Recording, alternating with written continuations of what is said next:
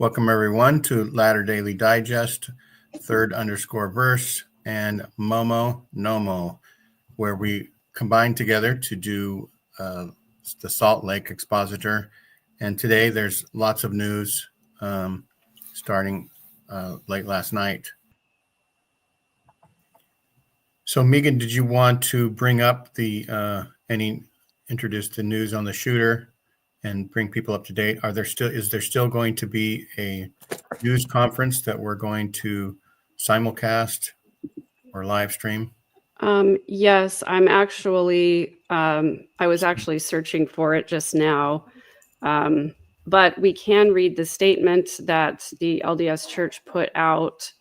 And I will give a brief recap of what happened this morning at approximately 10:25 Eastern time. A 40-year-old man drove his truck into an LDS church building, set the building on fire, and then proceeded to open fire on the people who were there in the chapel worshiping. There was an active service happening at the time. There were hundreds of people inside the building. They probably would have been about halfway through their main meeting with everyone gathered in the main chapel at the time. And all we know at this point is that the alleged shooter was neutralized at the scene, at or near the scene. There were approximately 10 victims that we know of so far. One of those did die, and at least one other is in critical condition.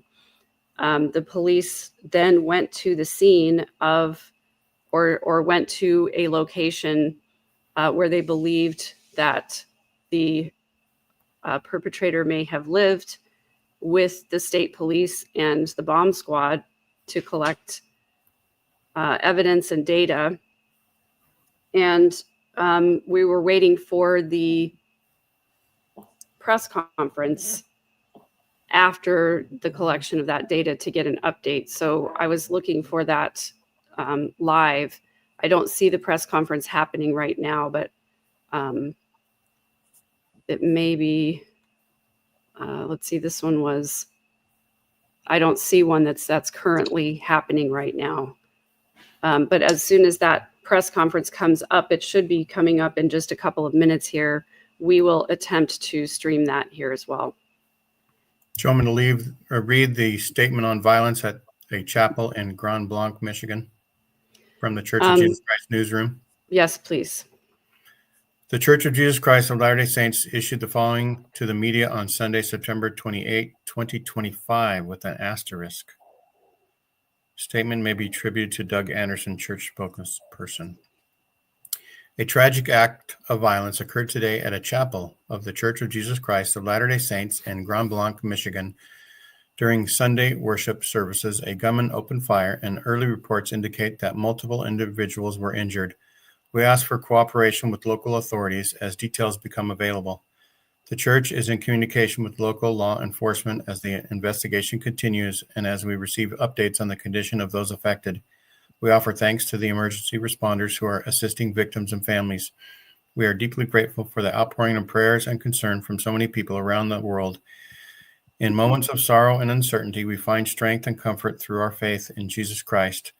Places of worship are meant to be sanctuaries of peacemaking, prayer, and connection. We pray for peace and healing for all involved.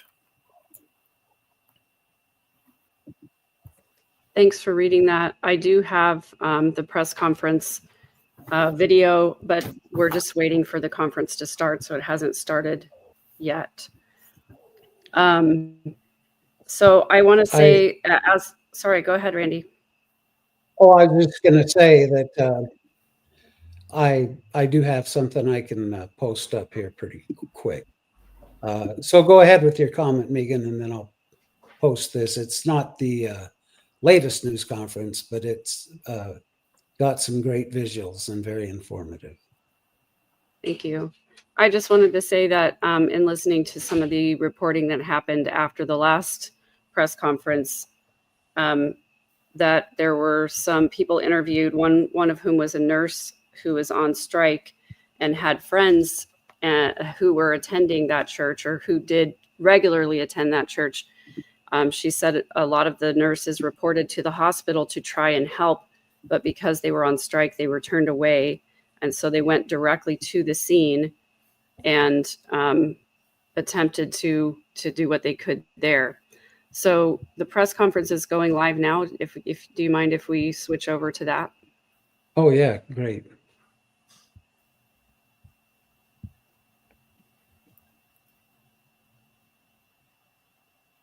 We don't have the volume. I'll just rewind a little bit here. Sorry.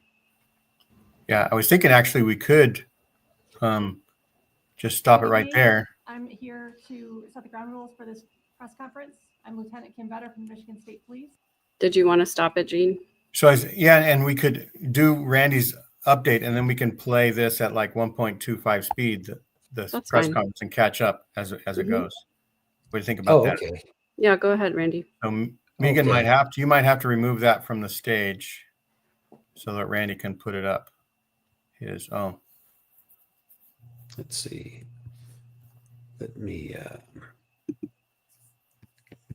go over here. I don't think I can go full screen on this, but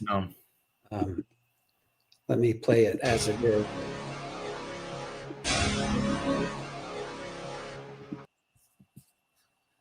Ugh.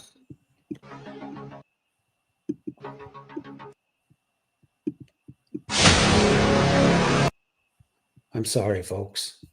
No worries. If they're only going to play shocking sound noise music, then we don't need the audio on it. Can you hear that? Mhm. Yeah. Oh, I'm so sorry. You can mute it Oh, at the top my gosh. there next to the play button. Yeah. It's not just music, but just bear with me here.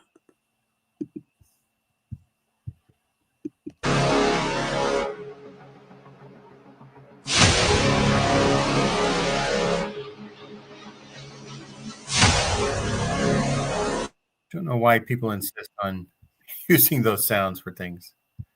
Yeah. So yes, the church looks fully engulfed, just about. Yeah. It went up to a 5-alarm fire. And from what I heard, they were able to extinguish the fire, but they, at the time of the last press conference, which was at 1 p.m. Eastern time, they were still concerned about hot spots and, of course, the safety of the firefighters going into a damaged structure.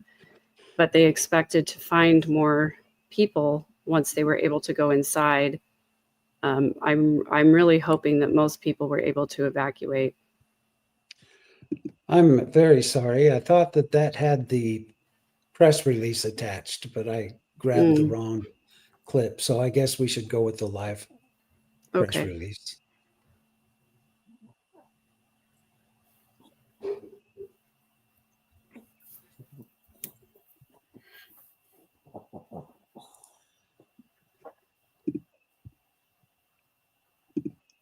If you would like to have names and spellings after the conference, I will step back up and answer those questions. Can you turn the volume up, Megan?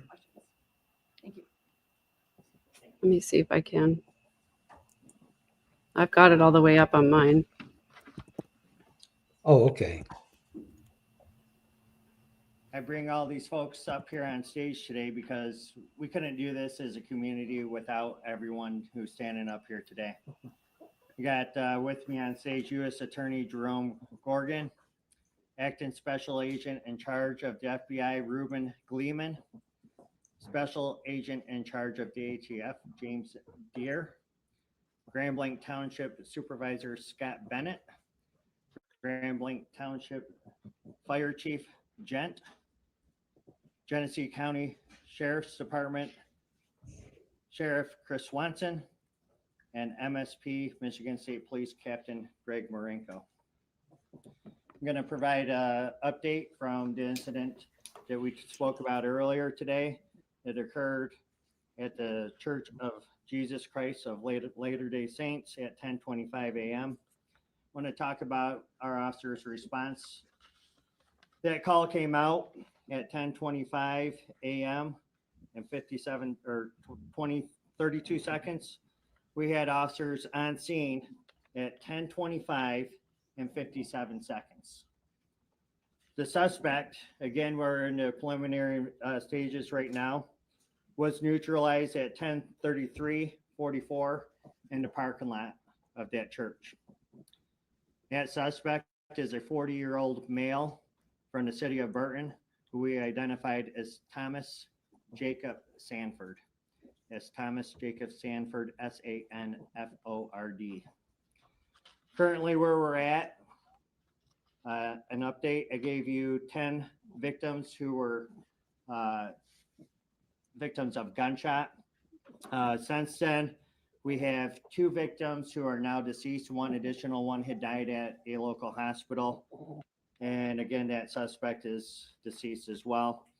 7 other victims at this time are in stable condition. 1 is in critical condition.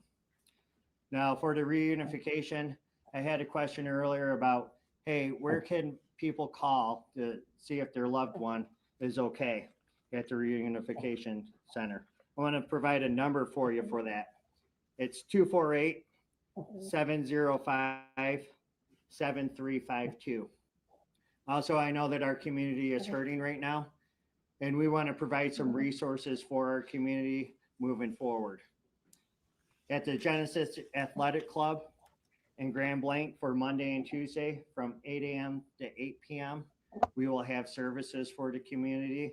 From Wednesday to Friday, those services will be available to our community at the Grand Blanc Senior Center. That's all I have for now. I will give you another update, another press conference at 8 p.m. Thank you.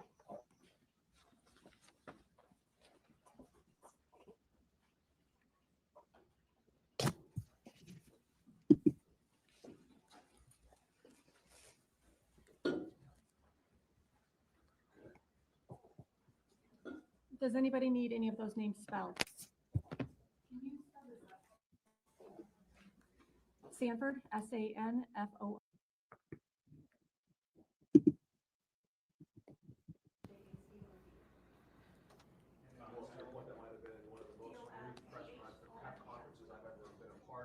Well, if that's all there was, I'm disappointed,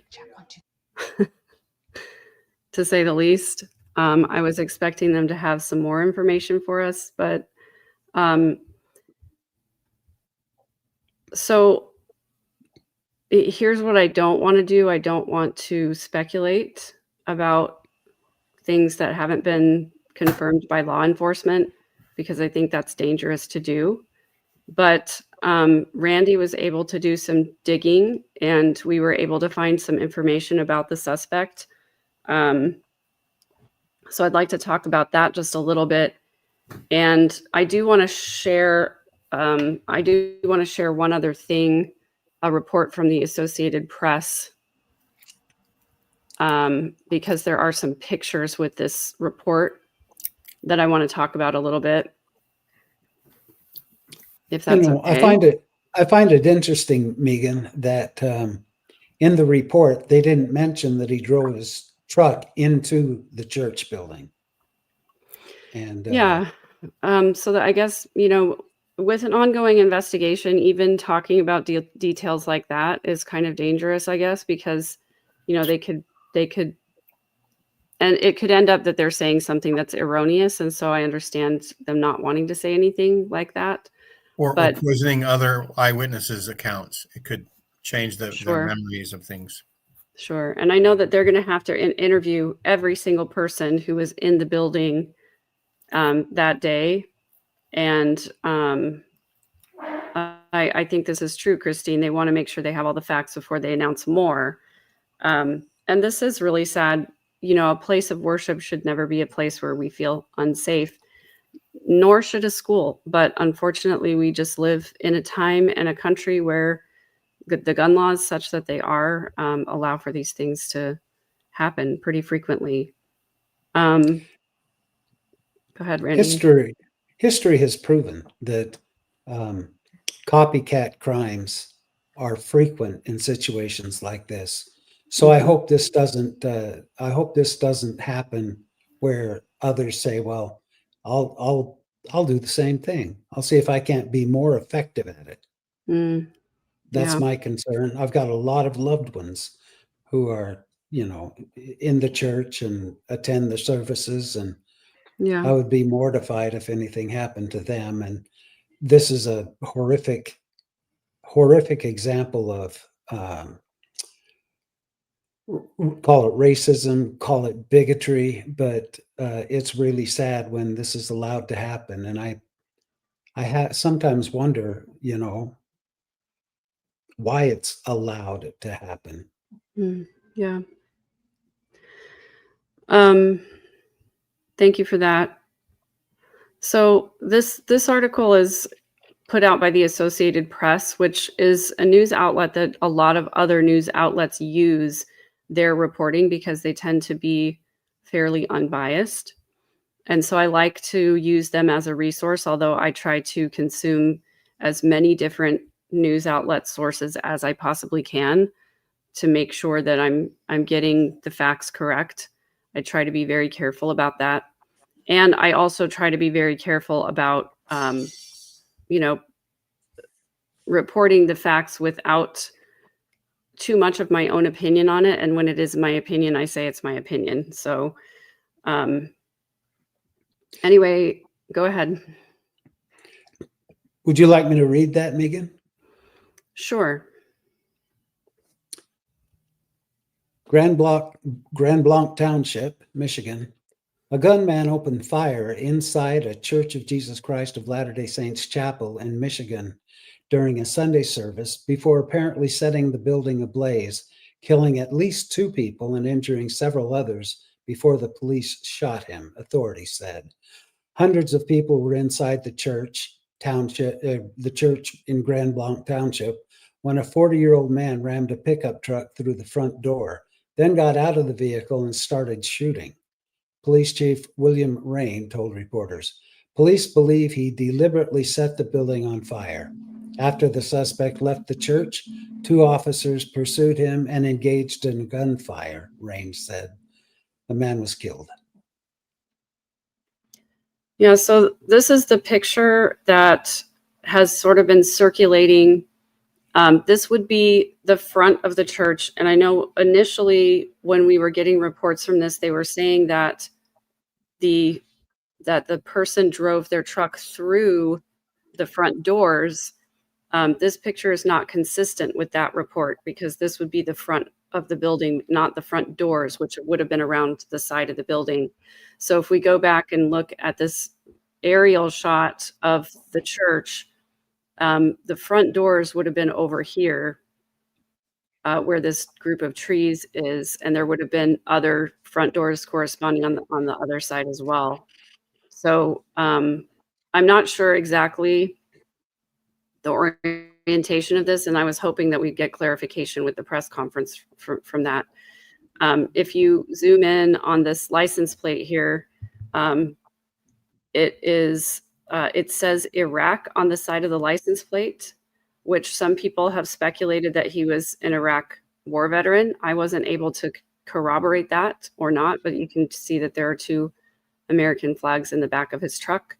Although I don't want to speculate on what that could possibly mean about his motivations for this attack.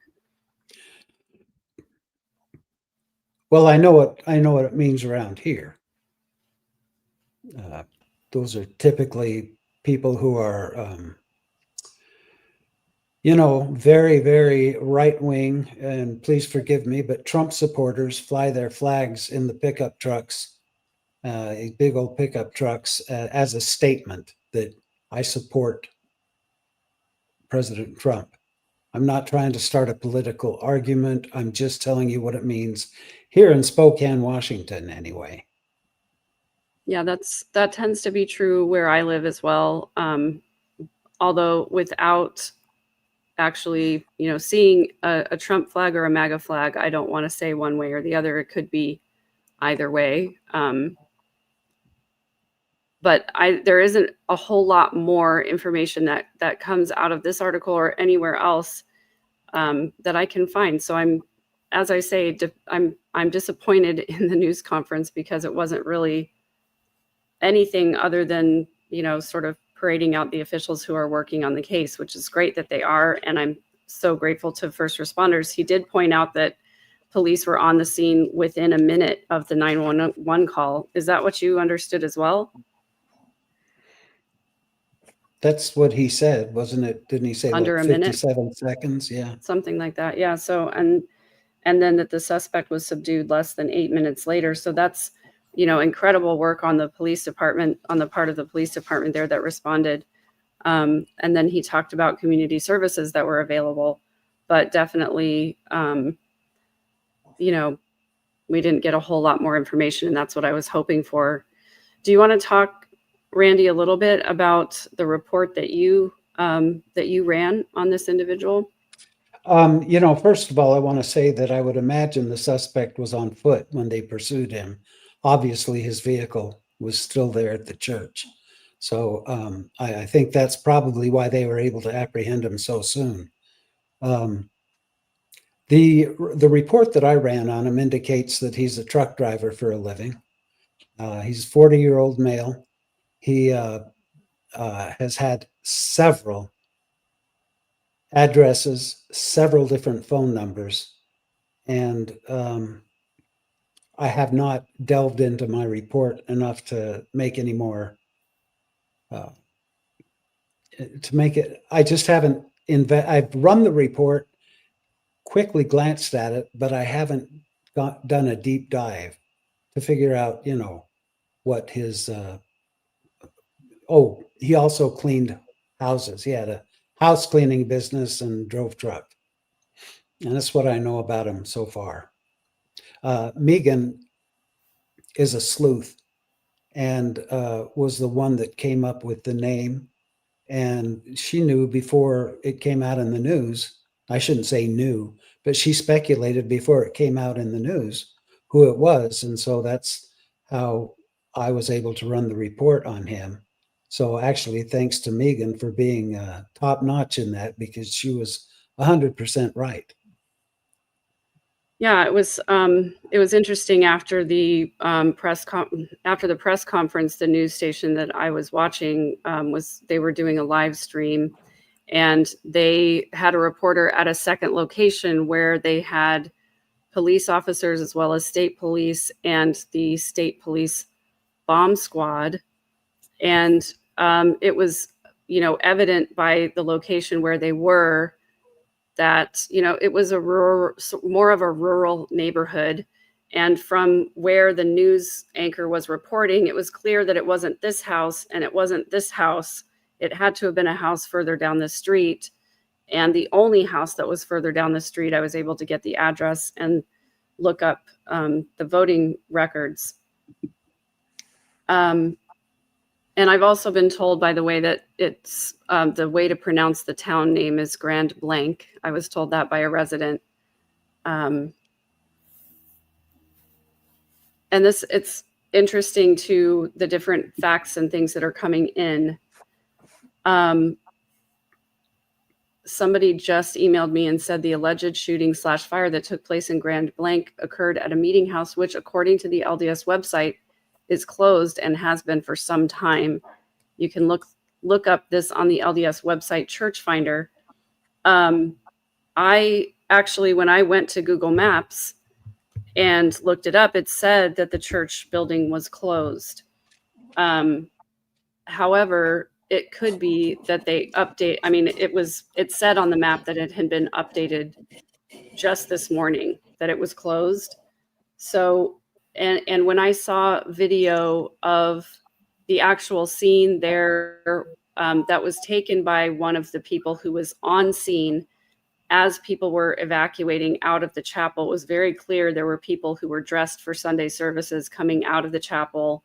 There were stretchers being loaded into ambulances at that time that had people on them. So it was very clear that there were people in the building today, whether it's been closed for a long time or not. So possibly they had a special meeting of sorts in there, or Yeah, it definitely is possible. If the building had been closed for some time, it's possible that they were having a special service, maybe in honor of President Nelson, since he died early this morning, and they would have been able to get the word out about that as well. So just based on the information that I've seen, and I've been watching news reports on this all day long, I can show you actually, it might actually be helpful for us to watch a couple of little clips of this other video that I was watching today, just to give people some context. So give me just 1 second, sorry.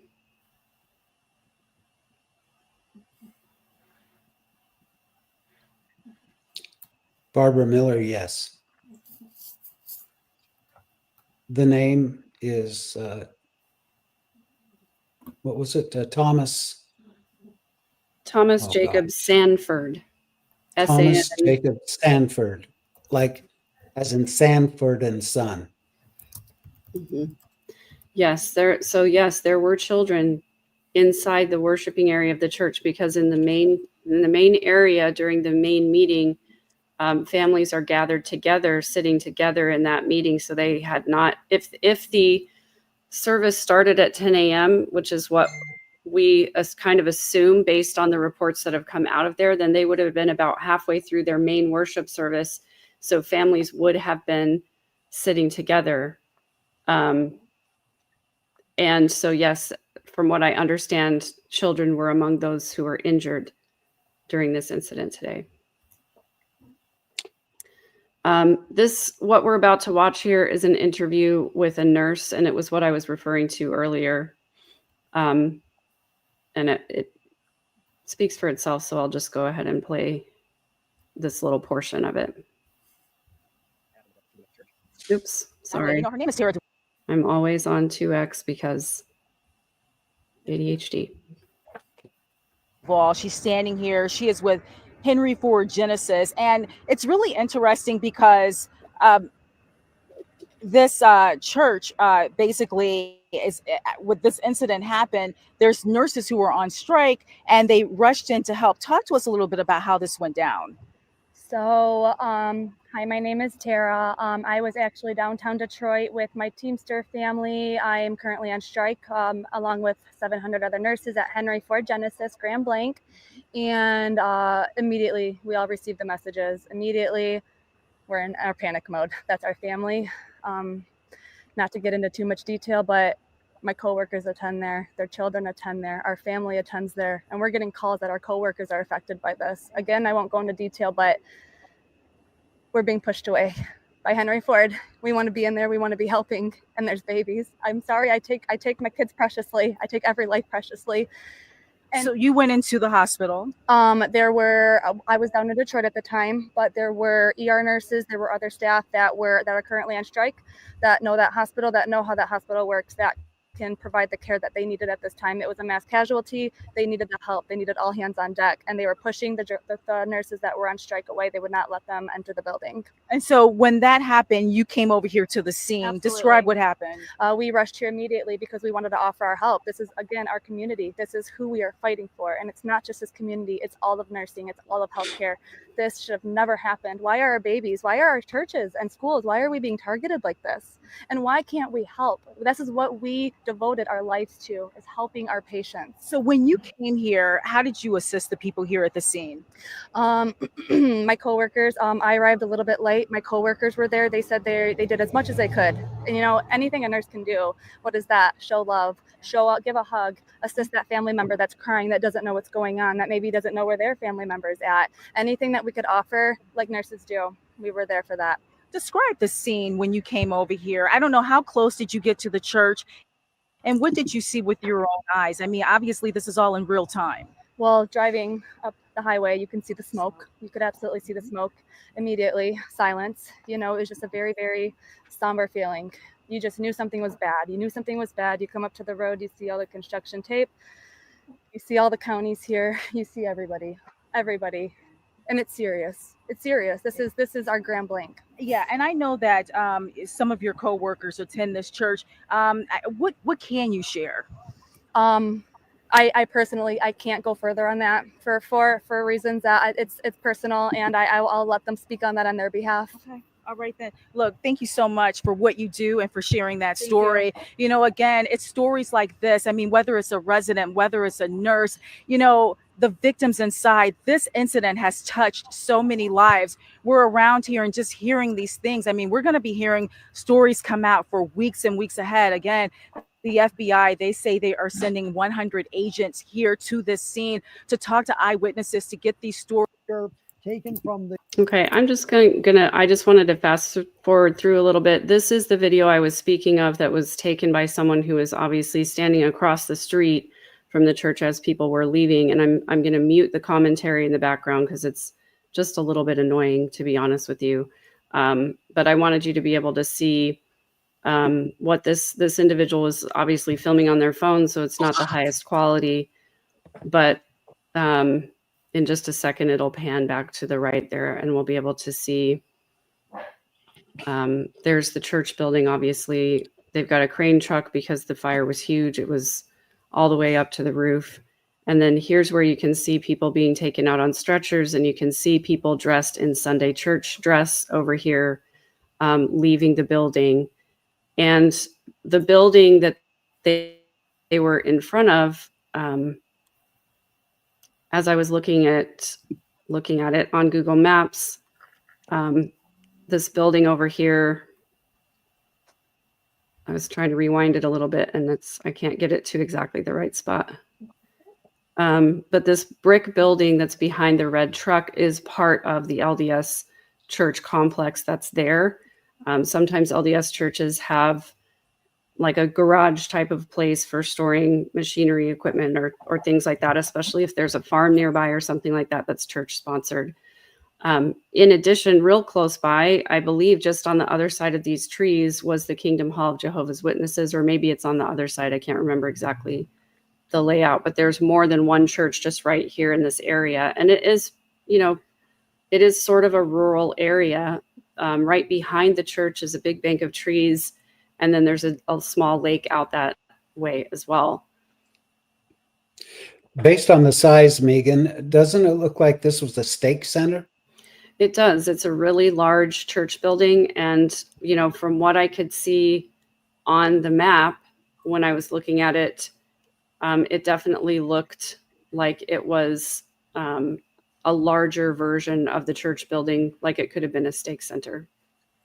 And so for our listeners and viewers that are not LDS, a stake center is somewhere where multiple congregations can meet for larger gatherings, but it will also house local congregations during non-important event type meetings. Yeah. I'm not speculating at all, but the question pops into my brain. I do wonder if the horrific assassination of Charlie Kirk a couple of weeks ago lent any ideas to this particular shooter. Yeah, it does. It does make me wonder too if there's any connection or if there's any possibility that he was influenced. However, as I said on my earlier report, I personally don't want to speculate on those things because, as I was watching this live stream, watching the chat go by and watching the speculations of people just throw things out there. And the problem is that when people speculate irresponsibly without saying this is a speculation, sometimes other people can take that as a fact or as, they maybe they knew this. Game. Right. And then, who knows what goes on after that where, people, spread misinformation. So I just want to say for me personally, yes, I do speculate if it's connected, but I have no idea if it actually is. And there is no credible report or information out there right now that this was in any way connected or politically motivated or anything like that. I'm just not going to believe it up until it gets said. Sorry, go ahead. No, Charlie Kirk was not Mormon. He was definitely not Mormon. And the that wasn't conne- Trump's Twitter either. That was something else. I didn't have the right word to say.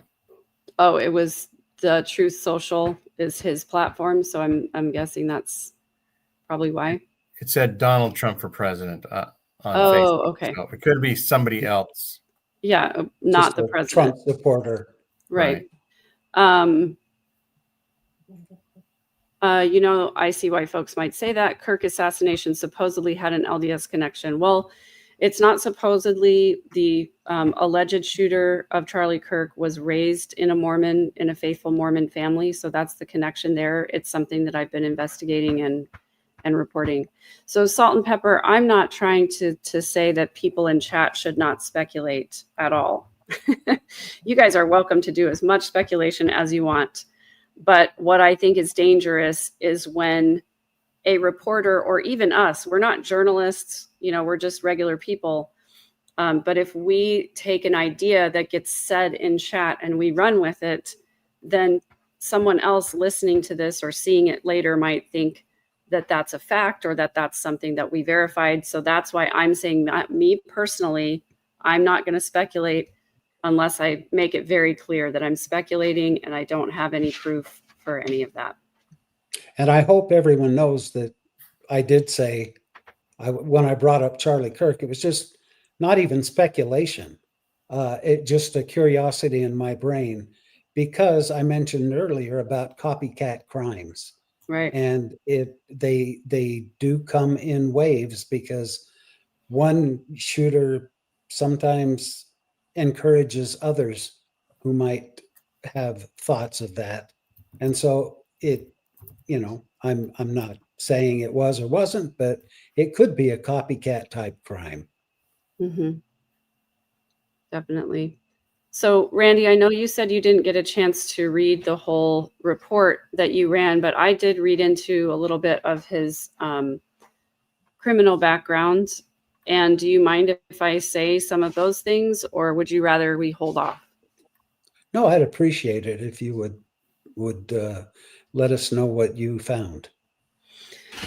So this came from a report that Randy gave me, so it's I'm not going to take credit for it, but so this individual was 41 years old approximately. So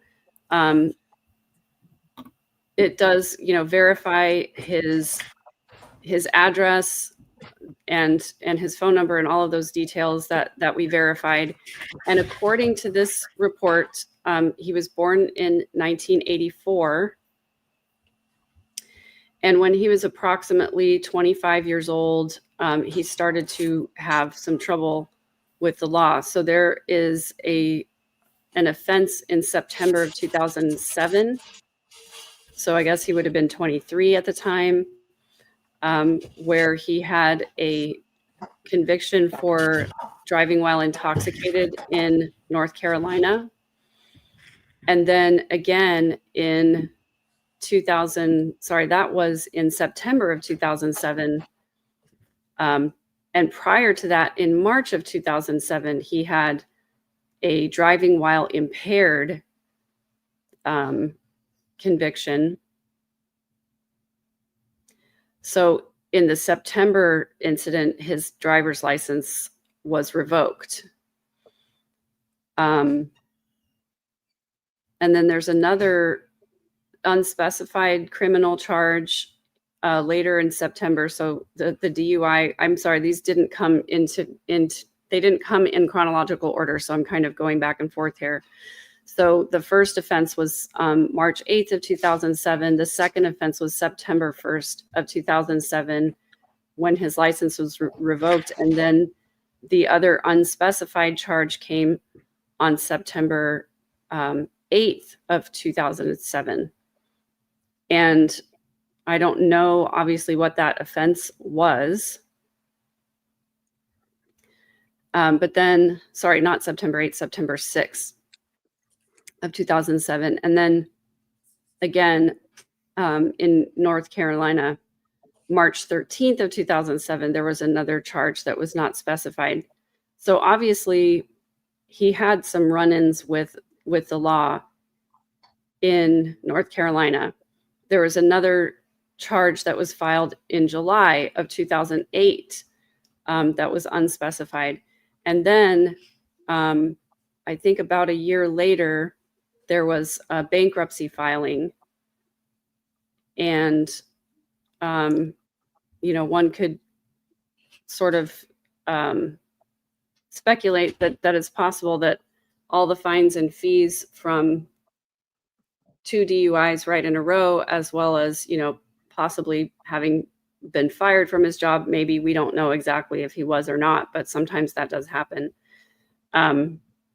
So then the only other thing I was able to glean from this report is a confirmation that he is the current owner at a company called Sanford and Associates, which I believe is a bricklaying chimney restoration type of a company there in Michigan. And I did take a screenshot of a post that was on that Facebook, which I don't think I can share it with you because I don't think I can, maybe I can share photos. Let me see 1 second. While you're looking for that, Megan, he was obviously a very disgruntled individual. And I have to wonder if he was disgruntled, with the LDS Church, because that's what he targeted. So much so that not only did he, endanger the lives of so many, he actually took the lives of a couple of people. And I think my next investigation is to see if maybe he was a member of the Church of Jesus Christ of Latter-day Saints, or maybe an ex-member, or what it was that he had against the LDS Church, because he didn't attack the Jehovah's Witnesses right beside the church. He chose the LDS Church, and he seemed to know where to start shooting when he got in there. So I'm curious about that. Yeah, And definitely. You have to be an individual who is extremely angry to do something like this. What he was angry at or why he was angry, we don't know yet. Holly, I can't answer this definitively, but according to voter registration records, there was a woman living at the same address whose name I won't say, but they had the same last name. And so I don't know if he was married, but that's all the information I have. I actually can read a little bit from a New York Post article. Yeah, sure. If it's, Calls him an Iraq veteran of the Iraq War. And it says a Facebook post by Sanford's mother says the gunman who died at the scene in a shootout with cops who served in Iraq from 2004 to 2008.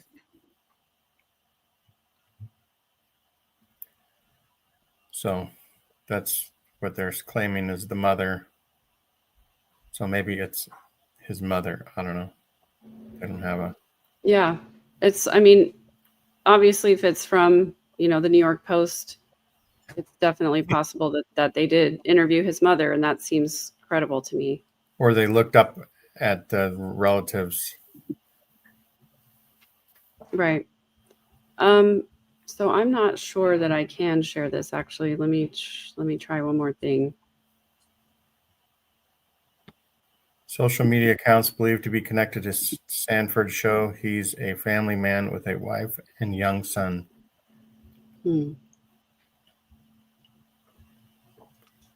yeah, the information that Megan and I received is indicative that he was married right now.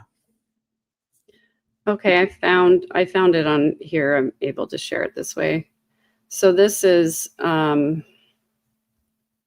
the Facebook page of the business, Tom Sanford and Associates. And this is the only relevant post that I found. What if I told you They don't teach you your rights in school because it's easier to take them away if you don't even know what they are. The share from TDRH Media. The rest of it seems to be memes and just painting, sorry, not painting, but pictures of different work that was done by the company. So, and the rest of it seems to be, managed by somebody at the company, or just it's all business related. That's the only non-business thing that I found on there, other than, this funny video of a dog and a cat. Are there any pictures of him? Is that him? No. So these are all the pictures. This was the truck that was associated with the business, not the one that was in the pictures in front of the church. I don't even think that this guy in this picture is him, although it could be. Obviously, we can't see the face.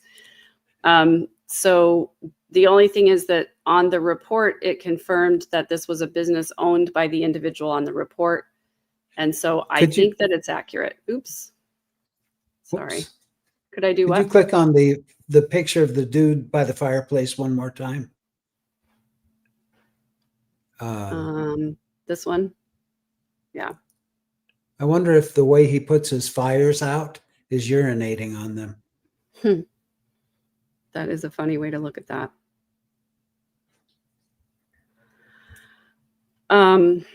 I don't know. I'm really looking forward to getting more, credible information about this, because I have a lot of questions. And you're looking forward to a better news conference. Yeah, definitely. There was another thing I wanted to share, actually, that Tim shared with us. It's an aerial view of the church building so that people can understand kind of the orientation of it. Let me see if I can. Nope, that's not what I wanted. So you want me to share a link to this StreamYard show in case people want to come into the studio and talk about the news? Sure. Yeah. If anybody has, I will especially share if anybody has information that's being reported by news outlets that we haven't shared yet, or if we're missing anything from the story. And I know Tim did a lot of sort of research, we'll say. I don't know if AI was involved in it, but it was basically asking how many church shootings have been since 1999 and some other things that he was sharing on his social media here and there. And if he wanted to come into the studio and give us a report on those statistics and just talk. Yeah. Anyone who would like to contribute, we'd love to have you in. And the link is right here on the screen. I don't know if this is true, because actually from the news conference that I shared earlier, well, I can show you a picture of the property, so I'll just show one and that'll be better. I did want to share one more thing as well. Yeah, sometimes pictures are worth 1,000 words. Yeah, and if it was taken during the political season, that millions of people had Trump signs and Trump paraphernalia around, and that doesn't mean that they're bad people. Yeah. However, was not one of them. So this is an aerial view of the church building on McCandless Road. You can see the cross icon there from Google Maps. But this is the front of the building that has that visitors welcome sign on it. And the photo that we showed earlier from the AP article showed the truck in front of that part of the building. The entrance, sorry, which part? This front part. Sorry, you can't see me pointing to it. My bad. Can you see? Yeah. So this front part right here is the part that has the visitors welcome sign on it. And when we looked at the picture with the truck in front of the building, that's where the truck would have been parked. But the actual entrance to the building would have been over here on the side. that would have been the main entrance to the building. There probably would have been another entrance back here in the building. And the way that this church is configured is that right behind this visitor's welcome sign is where the chapel would have been. And the chapel would have been right in the middle here with a sort of like, you know, racetrack shape going around the outside of the chapel, and then the classrooms on the sides over here. And so the entrance, again, would have been right here. So if he did in fact drive his truck through the entrance of the building, then that would have been over here, not in the front of the building. So I'm guessing that those initial reports were not correct, and that he actually, you know, drove his truck to the front of the building. It doesn't look like he drove it through. There's an entrance there now, though, Megan. Right. That the You know, police can go in and out.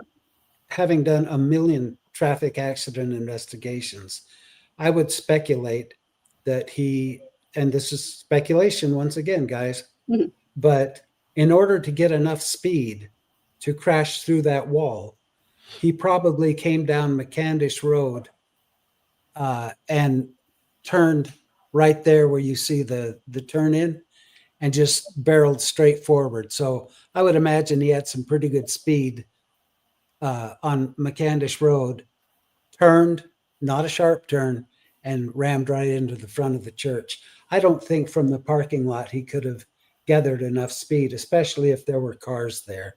He had nowhere else to come in from. Right. So And that would indicate that he came in barreling down McCandish and turned right into that section of the church. right. And if there were services there, the parking lot would have been full. And then just point out this line of trees right here. And then on the other side, this is the Kingdom Hall of Jehovah's Witnesses right here. So I want to go back, Randy, and show you again the picture of the Associated Press article that we looked at earlier, because I want your opinion as to whether this looks like he drove through it.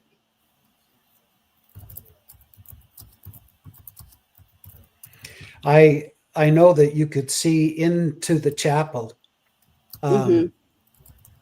I think he drove. You can see the bricks here. Oh, you can't. Can you? You can't see my. You can see the bricks on the left and how they're crumbled, and the bricks fallen on the right. And if you look closely, the chapel, the seats from the chapel are beyond the truck, as though he made it halfway into the chapel area. And he probably opened his door and started shooting from behind his door, I would speculate. Yeah, so it does look like there are bricks and other debris on top of the truck, which would indicate possibly he did try to ram the building. And especially if you look on the right, there's a crack right here in the bricks, which would indicate maybe the wall itself had crumbled when he ran into it. Right. And Randy, do you think the truck entering the building like that would cause a fire, or do you think that he would likely have to have an incendiary device of some kind to start a fire? If his truck caused the fire, the truck would be burnt to a crisp. Right. So it would have started right there. he probably tossed some Molotov cocktails or had an incendiary device that he could toss in there and start the fire. But I don't think it originated from his truck, because the truck would be burned. There were witnesses at the scene also who said that he set the fire deliberately. Actually, it was the police chief this morning that said that he set the fire deliberately. Somebody Salt and pepper was, says he tossed explosives. I don't know if that's true or not. Right. But somebody was commenting on the flags and saying that they didn't look like the current flag. They looked like the Betsy Ross flag. But to me, that doesn't look like a Betsy Ross flag, especially the flag on the right. It looks like there are plenty of stars on that flag. The Betsy Ross flag, the stars were in a circle. And so I don't think that that looks like anything other than a regular flag. The one on the left does look like maybe, is that what it's called, a Betsy Ross flag? Not the Confederate flag, but I don't see The Betsy even Ross, rows of stars. yeah. So Well, this is a it's row, folded up and and we see like 7 stars already. So if it was right. unfurled, we would see another 43 stars probably. The Betsy Ross flag, again, the stars were all in a circle, and these look to me like they're in a row. And so Yeah. that to me looks like an ordinary flag. Jagged like they are on our current flag. And there was a prior picture of his truck just outside his house or something that showed the flags, like, or maybe while he was driving, and they looked like just both regular United States current flags. So Yeah. I was going to zoom in again and see if I could see what these stickers are in the back window. And one of them looks like the Great Lakes, but I can't Right. tell what this top one is.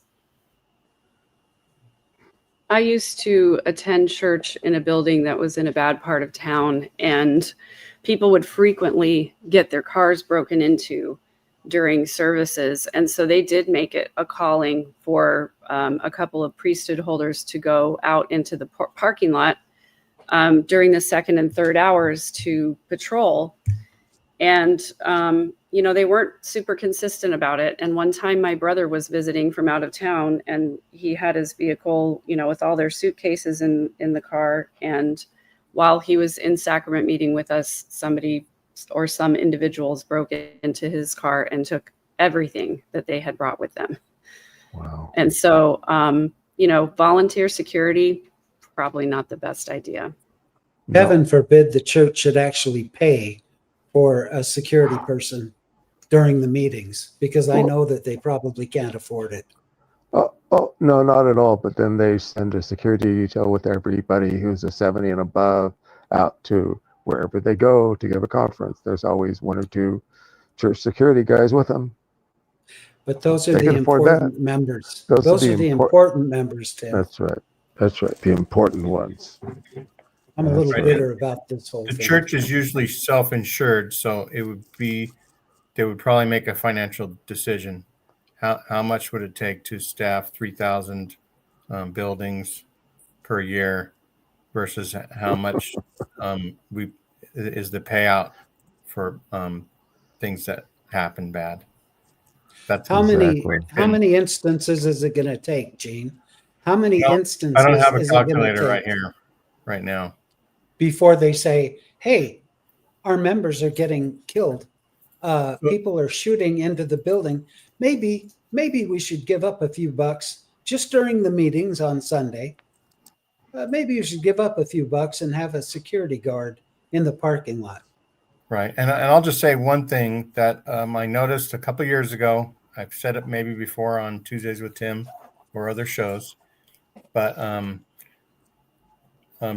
Jif peanut butter had some products that were tainted, and a couple dozen people reported being sick, and they did an over $100 million recall because they didn't want their product to be considered unsafe by the public. And yet churches, and especially as we see through the architecture of abuse and other shows that we've highlighted here and in other places, have been places that child SA has been sort of made more available, and the church lets it happen without any consequence. That they don't recall anything, they don't report to the people what the facts are, they don't let people know the dangers that they're facing or the precautions that need to be taken until they have to, right? And Yep. so we will see when that line is crossed. It's crazy. Yeah, the point that was made by the attorney who has successfully sued the church multiple times over SA cases, his point was that there are a lot of different things that the church could do to prevent the SA from continuing, but they won't because they don't care. And that's the bottom line. They don't That's right. care. They don't care enough to take the precautions that they could take instead, what they would rather do is invite people, go ahead, sue us if you want to. And sometimes they will just make a payout without going to court because they are terrified of discovery.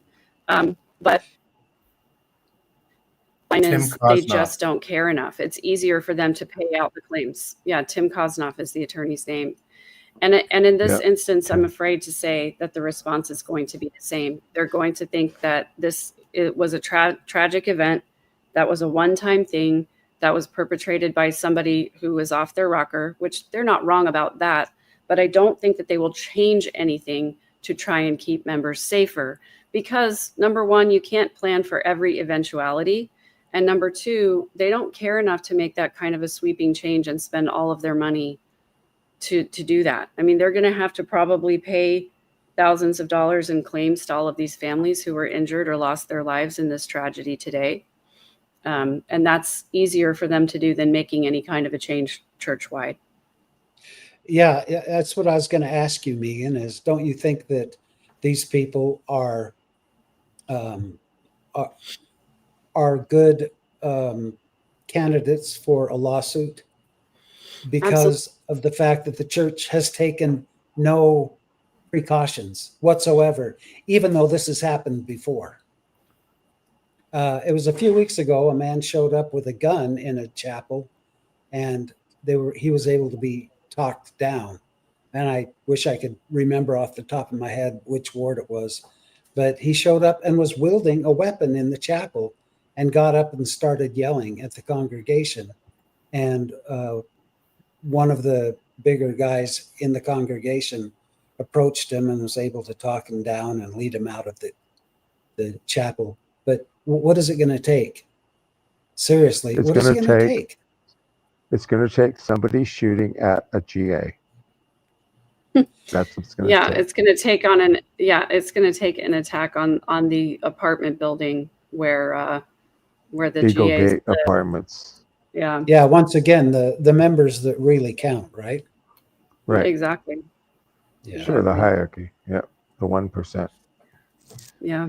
So, Miss Mojo, yes, if this is your question, yes, the church is insured against things like that. But I think the ability for members who were present today and who were injured, for them to have any sort of a legal claim against the church, they would have to prove that the church was negligent in protecting their safety or in, some kind of capacity that could have prevented this.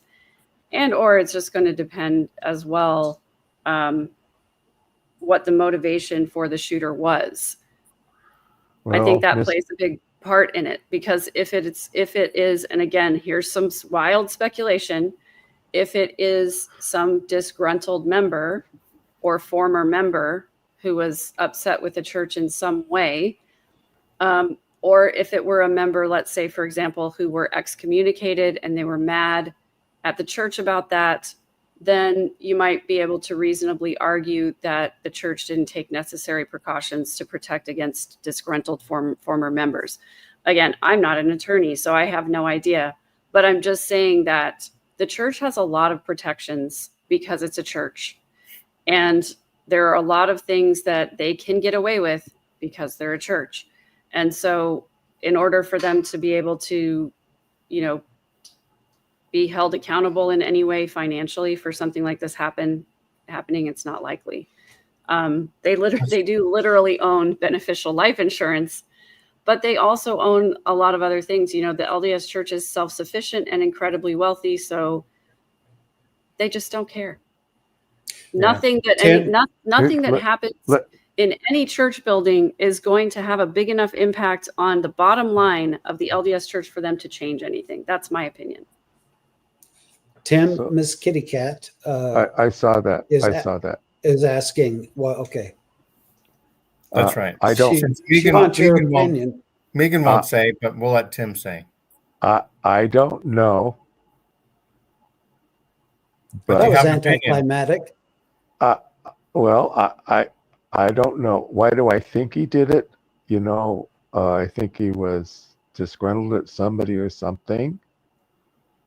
Do you think it was a national somebody or something, or a local somebody or something? I don't know. But I it could don't be know. either. He's obviously, well, from what we see, look at, I live in the most conservative city in California. Bakersfield, California is the most conservative city in California. I see trucks like that every single day driving down the road, okay, with flags flying. And none of Which them are is- shooting at you? None of them are shooting at me. Well, it's sympathetic magic when you're flying a flag believing that it's going to protect you for some reason. Okay. I think he's a veteran. He's obviously a veteran. He probably did and saw things that were not good. He may have just snapped. Could have been just PTSD, and he just snapped. And he just said, I'm going to go do something about this, and this is the nearest church to my house. And he could have driven in there and did what he did. Or he could have planned it because he could have been excommunicated. He could have been disgruntled. You know, we're never going to know why he did it unless we find a manifesto. Or if his family talk about It was family he talk. was Right. talking about before he did it.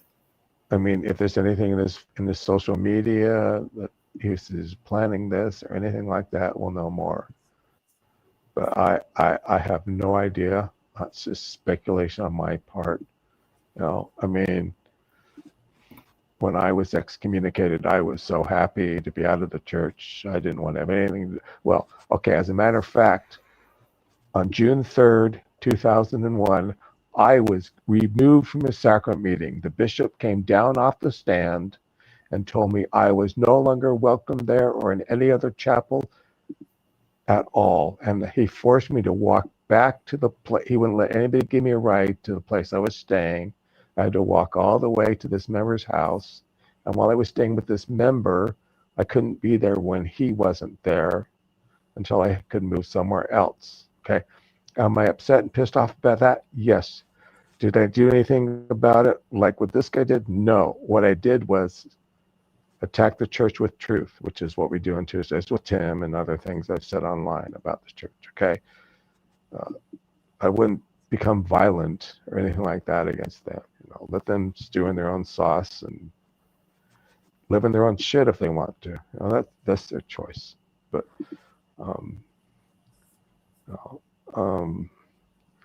I think that I'm guessing he probably broke. He was broken. He was upset. I'm going to go do something bad. You know, when they say he drove through the front door, he didn't hit the front door. He hit the front of the chapel. Right. Front wall. Front wall of the chapel, which was okay. And we can't, it doesn't look like there's a door there or anything, right? I mean, it just looks like he ran right into the front of the chapel. The stake center, it is a stake center. So he just drove right in and then he opened the door and he went inside and did what he did. So there are two more things that I'd like to show. This is a picture of the front of the shooter's house, allegedly. You can see a camping trailer and a little small house right here. And I don't see any signs in the yard, although this is Google Maps and we have no idea when the Google Map car went past the house. Probably not any time in the last few days, at least. And then I also want to show a map, because you guys know how I love maps. This is a map of the area, and you can see here's the church that was attacked, and then here is the residence in Burton where the shooter lived. And there's another church that's actually closer to the shooter's house up here near Flint, Michigan. So I'm going to speculate again that it wasn't just the Church of Jesus Christ of Latter-day Saints. It was that particular Church of Jesus Christ of Latter-day Saints, because there were others in the area. There was one that was closer to his home. If it was churches in general, he probably passed, 5 or 10 other churches on the way. So I'm going to speculate that it was that particular building of the LDS church that was the target, that it was specified, and it wasn't just a random thing. I have an updated report coming out from Fox News. Would you like me to run that real quick? Sure. Sure. Okay.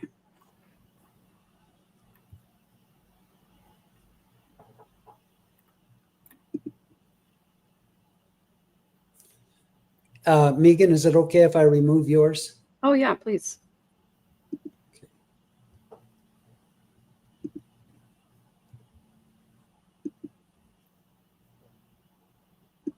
as a result of that fire at the church. So hopefully we'll have some more information on that front when we check back in with you later on after that 8 p.m. news conference. Camille, thank you for that report. Let's go now to Fox 2's Jessica Dupnack. She is in nearby Burton, 15-minute drive from the church at a home where investigators say the shooter lived. Jessica, what's going on there at that scene? A lot more of the same out here, Dave. You can see the bomb squad, the emergency support team with Michigan State Police staggered behind me, and one of those vehicles directly in front of the shooter's house here in Burton. Now, we've learned a bit about this shooter. He's a 40-year-old from Burton. He has a wife, a young son, and he is a Marine veteran serving time 4 years in Iraq. It's unclear if he saw combat during that time, but obviously, given the strategy and planning that was laid out today, he has firearms training, possibly explosives training, and that is part of the reason that the bomb squad is out here, kind of a secondary scene from the church, the possibility that maybe there are explosives inside of his home, some kind of booby trap or something like that. Now, we do have all new information. I just got out of the phone with sources, and they confirm with me that what the holdup has been out here is they're waiting for search warrants that are approved by the Genesee County prosecutor and judges, and they're waiting for that. So we're really in a holding pattern right now, but that doesn't hurt. That sort of delay in paperwork, if you will, doesn't hurt when you're dealing with a situation that could potentially become a secondary scene. I also spoke to federal sources in the ATF, and I'm told that the National Emergency Response Team is en route here. Now, that group is an elite group of investigators that handle explosives, that handle firearms. So they're being sent here. They will be on the ground in the morning, and it is a big deal when that team comes. They're the most elite of the elite. So I want to talk again a little bit about that shooter. We canvassed the neighborhood, talked to some neighbors, and this is what one of those neighbors had to say about his interactions with that 40-year-old alleged shooter. So he seemed like a relatively normal guy to you. Yeah, but he was in the military, so I don't know if that had something to do with it. Maybe he just kind of snapped, you know. I'm in the military for 25 years. But it sounds like he had all kinds of explosives at the church. I mean, the concern now is they're moving really slow, is going in that house. I mean, does that alarm you? You're not that far. No, it don't really alarm me because I'm this far away. If it does happen, I don't think I'd get blown up. I can't believe it. It happens all over the world, but I didn't think it would happen over here. Yeah, that is the sentiment out here in Burton. And behind me, the bomb squad is on standby to go into the shooter's home. Again, they're waiting on search warrants. We will be here every single step of the way. For now, reporting live in Burton, Jessica Dupnack, Fox 2 News. Yes. Now, Randy, that shooting happened in July 2019 in Nevada in the sacrament meeting. Oh, the one that the previous one I was talking about? Yes. I just looked that one up. Yeah. And he did drive right sense. He drove right in front of the chapel. I'm looking at Google Earth and the image, and he drove right in, he just slammed right in front. Yeah. Wow. Scott, to answer your question, we were actually referring to a previous episode that we did about the horrific and unfortunate child SA cases that are happening in the LDS Church all the time. And what we were advocating was for changes that would help that problem. As far as this problem, I have no idea what anything would change, that the church could change to do anything about it, because we just don't know very much about why or how this happened in the first place. So that's not what I was personally talking about. I was talking about changes they could make that would protect children. So as far as this goes, until we understand the motive and all of that behind it, there's not much anyone can do to prevent this kind of thing from happening. And some others commented, I think, that armed security guard at each building could help dissuade somebody. But somebody that's going to ram a truck probably doesn't care if there's a security officer wandering the premises. Well, remember when you walk in, any store you walk into now has posts in front of the store, so you can't drive anything into it. You know, the LDS Church now is going to start. Let's hopefully they put up barriers so you can't drive through the front door. You know, I mean, there are things that they can do, but driving in front of the chapel, there's nothing they could have done. They couldn't have stopped this guy. A security guard might have stopped. They could change the sign as well. All are welcome except those who want to do harm here. Exactly. Yes. Well, and it depends on their strategy, Tim, because I know if you have an armed security guard, and we use that term, but I'm talking about an armed member or non-member, but dressed in a suit and tie with a side piece on. Right. Even if someone crashes a vehicle through, at least they can dispatch the person that did it and who has a gun and is shooting. Our state presidency includes a former officer who still moonlights other places. And, my former state president was police chief of the Victorville Police Department. Armed, I'm pretty sure. Yeah. So they might start calling more law enforcement instead of lawyers into leadership positions. Well, and they can utilize cameras, which I apparently I have not seen, but they can certainly utilize security cameras in the parking lot and have someone monitor them, you know, aside from having someone in the chapel who's what, you know, everyone volunteers to do everything else, clean the chapel, do the yard, all that crap. So why not have a law enforcement person as a calling, or, you know, on a volunteer basis, be armed in the chapel just in case anything else happens, but put some freaking cameras in the parking lot. The technology now is not expensive, and you can have someone monitoring them. And Randy, what if they had coffee and donuts at every meeting? Would that attract officers in the neighborhood? You put the donuts out there, I think you'll probably attract more law enforcement. It'll attract me. I wanted to say, Native AZ girl, that I saw you in the chat. It's good to see you back again. Good to see Joe Neal and some people I haven't seen in a long time. And then Olive Green had a question. Do you think he chose today because the passing of the prophet would make attendance higher? I don't know about that, but it's possible. But also, I think it's also clear that he knew when the church would be the most full. He knew when sacrament meeting would be taking place because he chose the middle of that meeting to make his entrance. So again, I personally am going to speculate. I think that that it was this particular building, this particular congregation. That's what it seems like to me. Yeah, it was definitely targeted. That's for sure. And he could have just driven by a little bit earlier in the day and saw that there were a lot of cars either going in or in the parking lot. Yes. Yeah. Isn't our church's schedules published on their website when their meetings are also? They are, yes. Okay. Yes, their Sunday worship services are listed locally somewhere. When you look it up on Google Maps, you know, you can see the church, the address. They'll have usually the phone number of the ward clerk or something on there, and then they'll have the worship schedule is on there as well.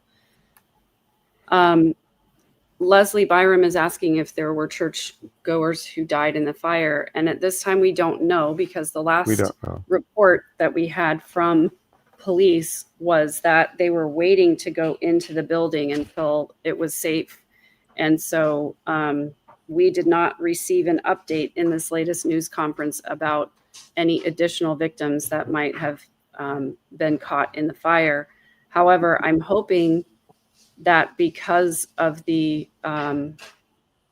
location of where the truck was, I'm hoping that people were able to escape out of the back of the building, because there would have been plenty, you know, if he actually had come through the entrance of the building, that would have blocked an escape route. But, you know, again, as we're looking at the building from that aerial view, you know, there were 3 other exits that people could have gone out. So I'm hoping that was the case. And you know what? Honestly, Heather Rose, this was actually the first thing that came to my mind as well, because number one, it just seems to be a thing that is happening lately. The child custody disputes turn into these crazy things. But it could be, you know, if he was estranged from his wife and child, it could be if they were members of the church, if his wife and child were, and they were sheltering the wife and the child, it could be possible. Or if somebody in church leadership helped the mom in some capacity. That's another huge speculation on my part, but it was one of the first things I thought of when I saw a picture of him with a child. Well, you know, this has been That's good, Megan. a show of a little information that we know, and a lot of speculation, a lot of theories, a lot of ideas. So it'll be interesting to see which of these come to fruition and which were spot on. And I'm anxious to get more information. I was just scanning the news stations to see if there was an updated, more informational thing. And, you know, you saw what I found, but I'm sure that there will be a lot of information coming forth over the next 24 hours. Mm-hmm. And Tim, maybe on Tuesdays with Tim, we could do a follow-up and talk about, Sounds good. you know, what has been found. And all of you, Yes. remember that we do have a show very similar Tuesday evenings. We call it Tuesdays with Tim. It takes place in Tim's virtual living room. And I know we have so many great viewers with this program, but we'd love to have you join Tuesday evenings too. It starts at 7 p.m. Pacific Standard Time. So whatever time that is for you. But you can find it on Megan's channel at third_verse. You can find it at Latter Daily Digest. And you can find it on my channel, Momo Nomo. So, The bat phone is ringing. and we'd love to have you join us there. I'm not trying to cut this show off, but I just want to get that in before some of you leave. And, you know, part of the show is to get people to talk about the news. We have Tim on, and the people are commenting in the chat. And I saw a chat on Latter Daily Digest thread that wondered about the timing of this. And I might have some relatives who might think that Satan was behind this, because on a day where Russell Nelson's name would have been plastered across the airwaves and newspapers as like honoring his contribution to the world, this tragic event is now supplanting that in some news outlets. And so overshadowing it, yeah. As a possibility. I'm just speculating. It could have been Satan. June 25th is my birthday. It's also the day that Farrah Fawcett passed away. And I thought that was huge news, but then Michael Jackson passed away the same day. And so your birthday got put third? Well, in the yeah, headlines? but suddenly you heard nothing about Farrah Fawcett, and it was all about Michael Jackson. And I kind of think this whole news story has overshadowed the death of Russell M. Nelson. Well, we've talked a lot about donuts as well, Definitely. and we know how much Rusty loved his donuts. Who doesn't? Just saying. Yeah. Genetic. It's a male genetic response. It's salivation. If the manna that fell from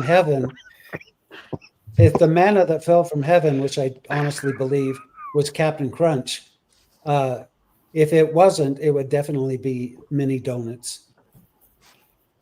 Just That's saying. right. Yeah. And the other thing that we're totally skipping is Jocularity. Jesus didn't come this week. Is what, Gene? Jesus didn't come this week. We're That's skipping right. that. It was We were supposed to have the rapture, and it did not happen. There are a lot of Yep. people who are disappointed. I, for one, am disappointed. I wanted to be down here with all of my friends while all the righteous people left the planet. And I know I'm Keith pretty was sure doing her best to bring on the rapture.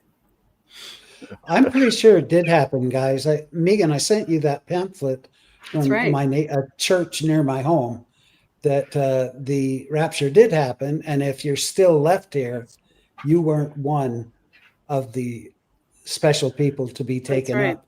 So there's a lot of improvement that needs to happen.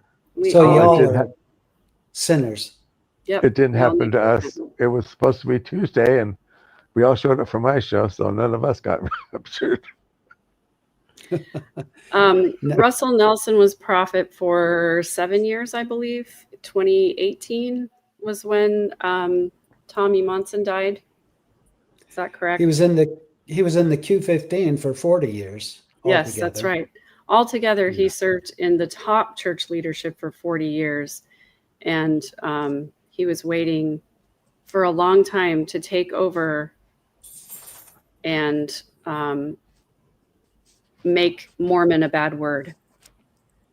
And he was more than half the age of the church. That's true. Well, the church was founded in That's 1830, so I'm going to push back on your math a little bit. The church is not 200 years yet. And he was 100 years. Plus. So Gotcha. I'll let you do the math there. I see what you're saying there. Yeah.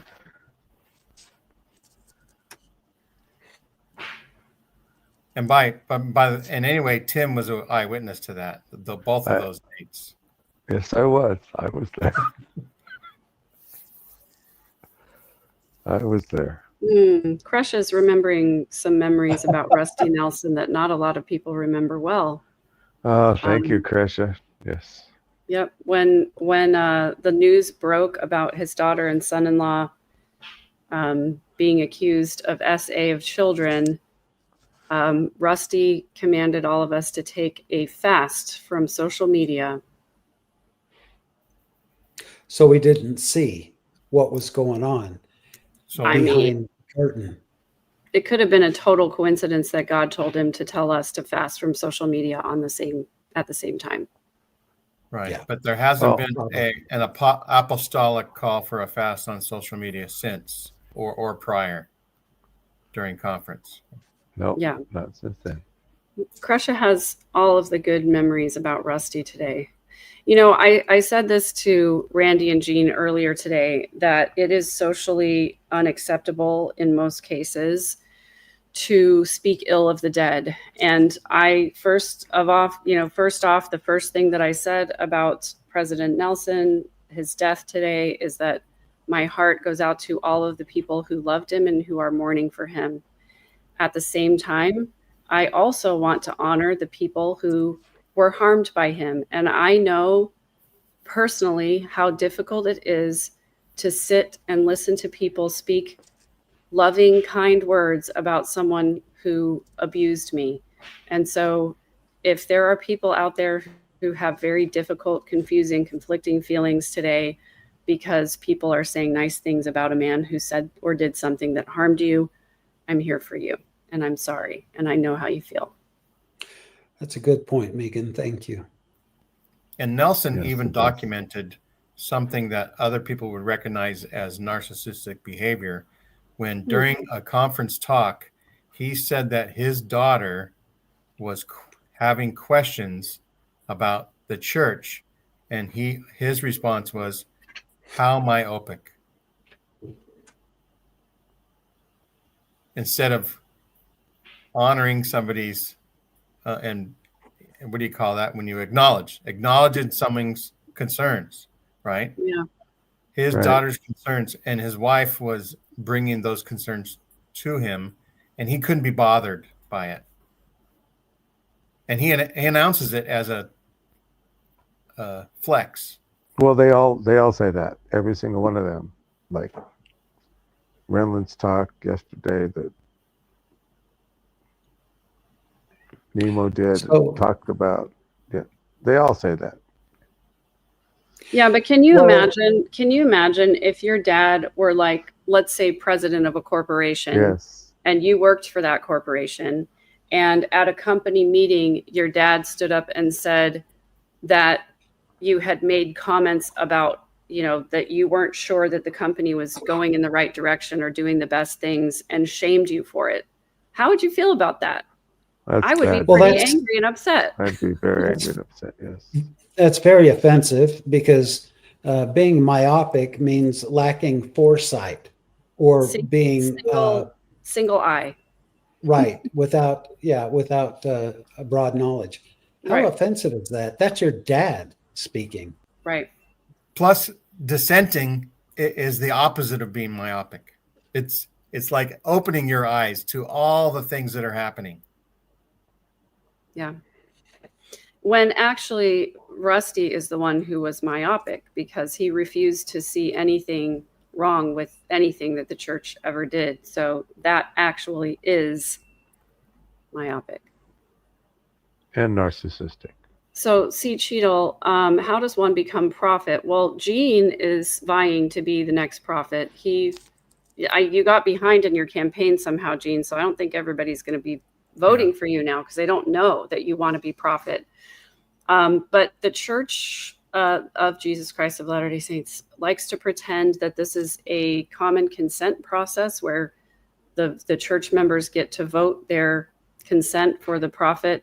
But the real way that it happens is that whoever is the most senior member of the quorum of the 12 apostles gets to be the next prophet. And so that would be Dallin Oaks. The most senior member is the person who basically has been in church leadership the longest. Right. And none of that is in the Doctrine and Covenants or in the Book of Mormon or in any other scripture as the way things are until Brigham Young and his other apostolic cronies took over control of the church from, we'll say, the stake members. It was January or February 46 or 47 at winter quarters where that was decided. And Tim was there. And Tim was and there. I was there, and I'm the one that took the notes. I've got the notes. I thought Gene was going to be the was next there. prophet until I found out how myopic he can be. For some reason, I'm sorry, Gene. Oh my goodness. I'm not going to say that I didn't see Nelson dying ever, but it sure didn't seem like he was gonna. Yeah, I thought he might. Well, when we hear the reports that he was blind, I figured, oh, it's not much longer. Really? Yeah, that's what I thought when it was just last week that was it Gene Cook said he couldn't see anymore. I thought, oh, his sight's gone. So that tells you that other organs might be failing as well. Okay. Yeah, so Native Ezekiel makes a good point. They're not all mentally alert, and they're getting older and older and older. It used to be, that they were octogenarians, and now they're nonagenarians. and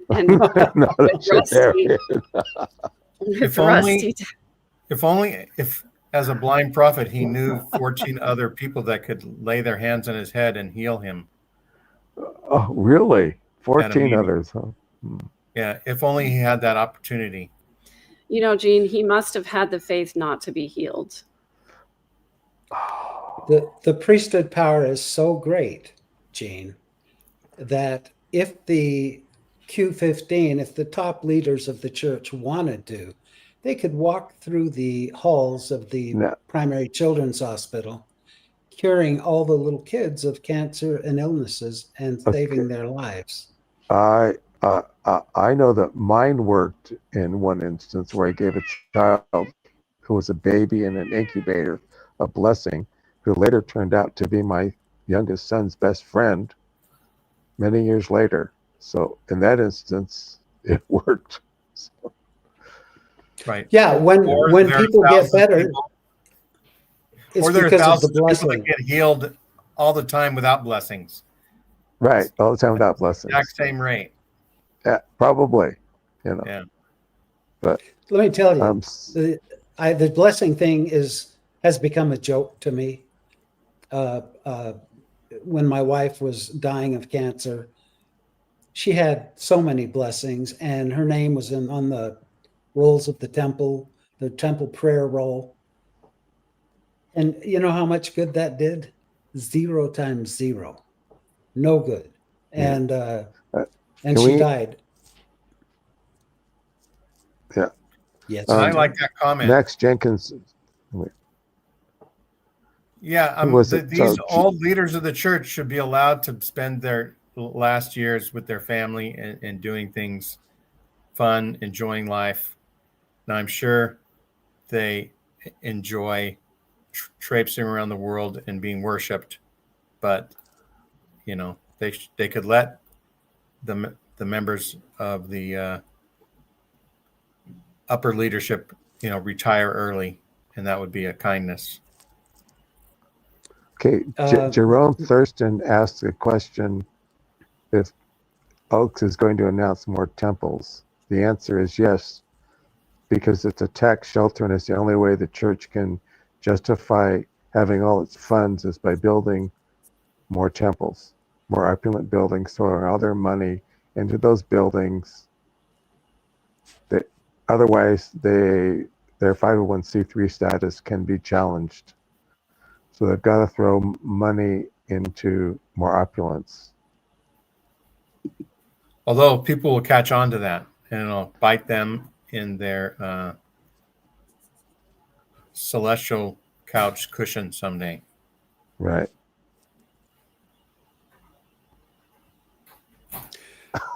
Well, Go ahead, Megan. I don't know what to say after that.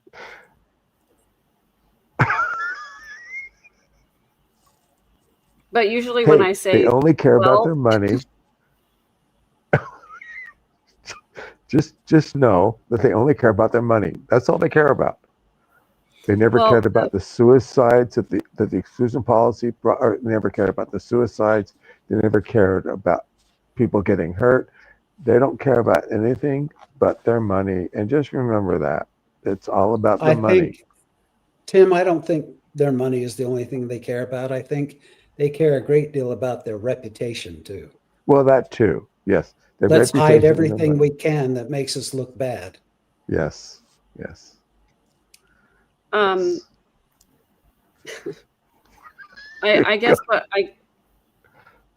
what I was, I don't know. I have a lot of thoughts in my mind right now, and you'd rather wait to share them till the after show. No, I'll just go to this comment instead. Shelley, you all spend more time on bashing the cult you came from. Explore your minds. I've already researched all of that. Get on with it. I'm really glad that you have researched on that and all of that, and that you know that already. Clearly, you're beyond us, but we like to support the people who have also experienced harm in the church and need a safe place to share their feelings and their experiences in the church as well. And so we don't do the bashing because it's all we care about or all we think about. We do it for the people who need a safe space. And we all needed a safe space at one point or another, and sometimes we still do. Because when you spend a lifetime devoted to a cause and then you find out that you were lied to your entire life, it creates an unbelievable amount of psychological harm that takes a really long time to unpack. And I've only actually been out of the church for a couple of years now. I was, this time 5 years ago, let's see, what year is it? This time, 2020, the end of COVID summer was 5 years ago. Let's say my temple recommend expired in 2018, and I was a faithful, believing member for a long time after that. In fact, I got to the place where I believed that everything about the Mormon church was true, but that I just would never get to heaven because I just wasn't worthy enough. And I believed that for several years before I left the church. And so, yeah, it takes a long time to get over the psychological hurdle of having all of your existential fears come to the surface all at once. And I wouldn't wish it on anyone. That's right. I'd like to comment. Shelley, what made you leave? Why did you leave? Who was it that had you question your faith that made you leave? One voice is all it takes. Right. For Somebody to had to leave. do something, right? You can't, it doesn't just come into your mind in a dream. We are doing it to support those who want to leave, those on the edge who are thinking about leaving, and to question their faith. That's why we do what we do. And Exactly. And We're I think reaching out to them. Burn the church down with truth. Burn it the fuck down with truth. Tim. We don't against actually burning churches down. want to burn churches. So No, but not literally. Bad Not timing. literally burn it down. No, That's just shed light on the truth of the church is what you mean. yes. Right? And Shed light on it. Who here is a human being that if you see if you go to a restaurant and you notice that the employees aren't washing their hands after they use the restroom or something else, or they're not being cleanly, or they're not using hand things, whatever, they're not doing all the safety concerns, who would just say, oh, I'll just let the next suckers that come into this restaurant have to eat the same slop that I just ate? Or would you make a comment on, let's say, Yelp or something else? Would you try to protect your fellow community members from unhealthy, unsafe behavior that you're observing? I think that's the human thing to do. And I think humans do it. If The it reason hadn't been for speaking the out, ex-Mormon, let me read this statement. The reason speaking out is so important is that it lowers the perceived risk of those who are still silent and have something to say. Your courage matters. Your words matter. Every voice is a key to unlocking another's. Okay, Shelley? That's why I do it. That's my purpose for doing it. Okay? If My it weren't reason, for- my purpose. It hurt me personally. It hurt me. It hurt my family. It's caused my daughter not to talk to me because of the cult. Okay? It affects me personally. This That's is a why good I speak question. out. Thank you, Tim. This is a good question from Susie Catherine. Do you think the church will help pay for the victims of today's tragedy? I honestly don't know the answer to that question. I don't know if the church has funds set aside for these types of things. I would. Yes, they do. They have a, what's it called?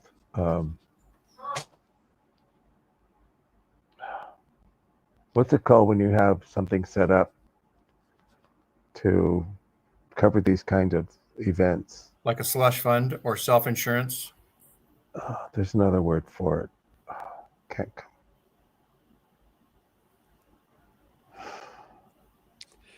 Like a victims anyway. aid fund or something like that? No. I can't remember what it is. Why would it be something other than self-insurance? So the fast offering fund is for members in the area who are in need, and it's supposed to be self-sufficient so that, when something like this happens, if a church member loses their home, or if their medical bills are too high for them to pay, the bishop has a discretionary fund where he can help members who are in need in that way. But as far as will the church with a capital C from Salt Lake give any money towards these victims, I sincerely doubt it, unfortunately. And I was going to answer young black economist's question about the temple recommend. Look what I found, guys. It's my Mormon card. Oh, wow. Wow. And it expired. Now I had to ask Kirsten the other day because I'm really confused about this. I'm fairly certain this was my last Mormon card, and it was issued in August of 2016. But my daughter was married in October of 2018, and that was the last time I set foot inside a temple. So how did I get in? I know I didn't renew my temple recommend. What? I actually, at one point, I considered changing this 6 to an 8. And then it would have been good for another couple years, but I was too Mormon to do that. So wow. I would love it if you and Kiki got a couple of recommends. Do some arts and crafts and get a couple of recommends and go in for a session.